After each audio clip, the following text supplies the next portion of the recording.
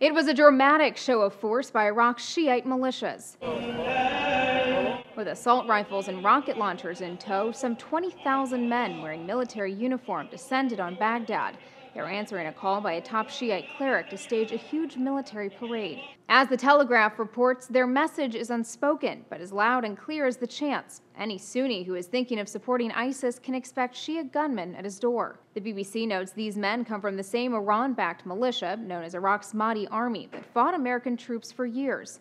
It was considered the greatest threat to Iraq's security before it disbanded in 2008. Many Iraqi citizens fear the resurgence of these Shiite militants as much as they do the rapid advance of the Sunni extremists. These images will worry some people.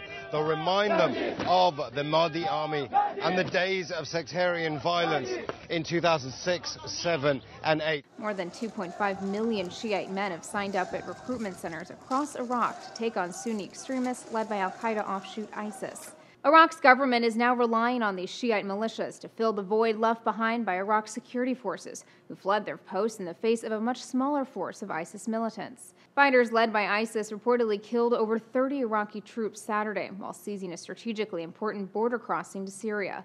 The New York Times described the scene as a desperate, bloody struggle in which Iraqi army troops were overwhelmed by hundreds of fighters. This means ISIS fighters can now move freely along the nearly 400-mile stretch of the border. They already control parts of Anbar province and Mosul, but their stated goal is to take the capital of Baghdad. According to the Iraq Body Count, which monitors deaths in the country, more than 2,800 civilians have died in the violence this month. For Newsy, I'm Elizabeth Hagedorn, multiple sources, a broader view.